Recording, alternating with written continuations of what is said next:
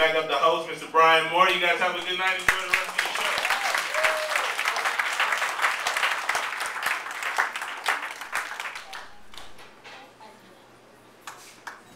Y'all don't got bullshit for me. Y'all really dating? So is there nobody in here from Pleasanton? I saw like 3 people. Just y'all? Damn. Where's the rest of, where y'all from? San Jose? What about you guys? See, y'all shouting shit out of turn, man. I was gonna get to that. Y'all been fuck. I might have had something planned where like Castro Valley could have been a joke, and y'all just fucked it up. See? I'm sorry, y'all had a good Castro Valley joke, and they fucked it up for y'all, man. Okay, so Castro Valley, see? Y'all just too happy to be out. Castro Valley too happy with town. I've been seeing y'all police. They drive happy. Usually police, fuck, I'm gonna pull over a black person today. They was like, no problem. See, this is Castro Valley. Haven't seen a black person in 10 years. Shit. Are y'all ready for your next comic, though? Oh, come on. I got to get more of the cat. Thank you, y'all. This is a cat I'm proud to bring to the stage tonight. He runs the room once a month on a Monday, and it is one of the most jumping rooms I've ever been to. And he's just a person. He's so funny. Like, he's just so funny. I love him, y'all. So please put your hands together for a personal favorite of mine. Also doing the thing in California, y'all. Chris Hymes. Put your hands together, y'all.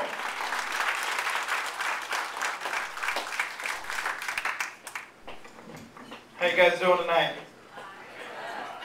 I'm gonna try something new tonight. I'm gonna tell you guys the most embarrassing story I can think of. My stomach usually gives me this like 20-minute countdown to when I need to shit. But on this particular time, it gave me that 2-minute warning. It's like, no! I'm driving down the road. All of a sudden, I get this 2-minute drill. And I see a restaurant. I'm like, I can't go to a restaurant. They're going to ask questions. So I see a bookstore. I figure, where better to take a shit than a bookstore? So I run in, and I get into this bathroom, and it is full. But the handicap stall is open. And I figured this would be the appropriate time to use a handicap stall. So I get in, I sit down, I'm thinking to myself, oh my God, I made it. So when I see the door to the handicap stall start to open, and because I'm in the handicap stall, it's like 15 feet away. So I pull my pants up to my knees because that's what I need to cover. And I waddle over and I close the door. And I waddle back, and I get down, and I just explode everywhere. I'm like, oh my God, I made it again. This is great. So when I notice something dripping down the back of my leg, and I turn around, I have shit on the toilet, around the toilet, on the back of my pants, in my underwear, and on the back of my t-shirt. Nothing in the toilet. So I didn't know what to do. So I text messaged somebody. And I text messaged my dad. Barnes & Noble, bring pants, quick. And my dad's not good with the telephone, so he calls me.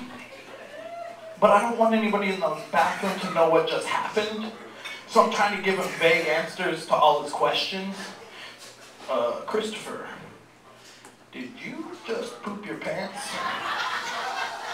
Yeah, no, it's cool. I'll be here for a little while. I'll meet you here. We don't have to meet at the restaurant. Let me get this straight. You're 23 years old and you shit yourself. Yeah. That's when he turns around and he screams to my mom, Penny! Christopher pooped his pants! Do we have anything that'll fit him? I'll be there in a minute, Christopher. So I'm sitting there, I don't know what to do. I'm waiting for someone to bring me pants. And I hear the guy in the stall next to me. He's wiped, flushed. He's obviously done at this point. And he's text messaging people too. So I get paranoid real quick. I'm like, man, does this guy know what happened? And he just wants to see what's going to happen from here on out? But I've been going to therapy, so I start to realize people relate to me. They're going through the same trials and tribulations. But that scares me even worse. I'm like, do people just come to Barnes & Noble to shit themselves? And I don't want to talk to them next to me. We're both just sitting there playing with our phones. Finally, I hear the door open. And this little kid comes walking in. He sticks his head underneath the stall. What are you doing? Get out! His dad wrangles him up. Now I'm afraid he's going to go back and tell his dad what he saw. And there's going to be everybody standing out in front of the bathroom like, what happened in there? Finally, I hear somebody come in, and this guy's washing his hands. And he's washing his hands for a really long time.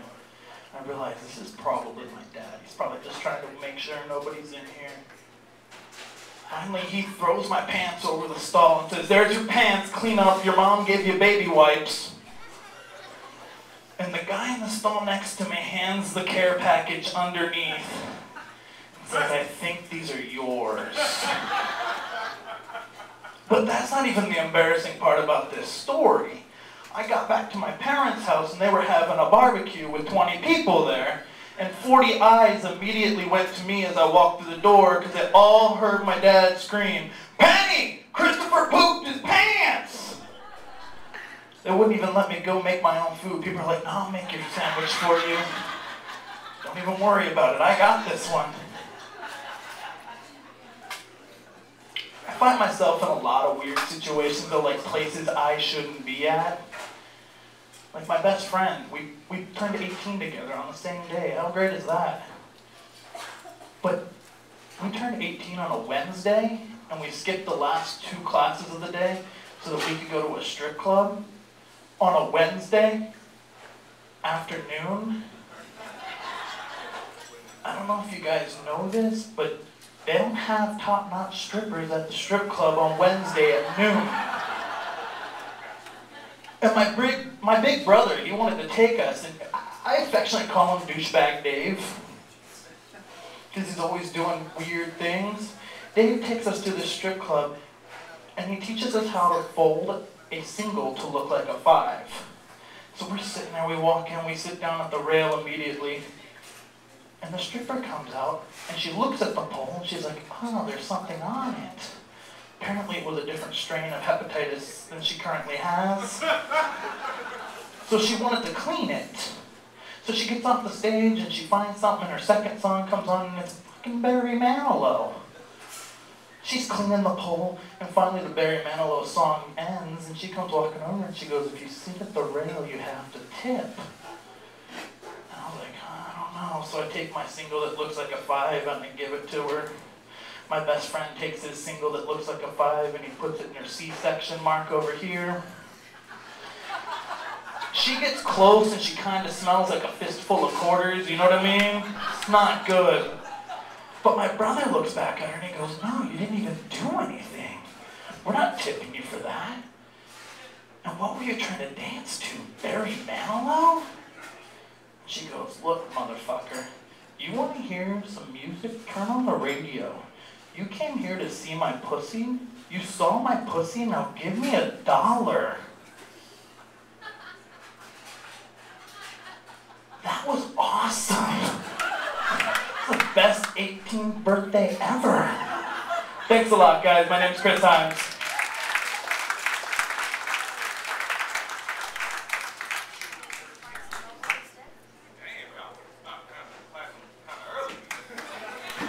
I hope y'all don't have kids or some shit like that. Is the worst graduation ever.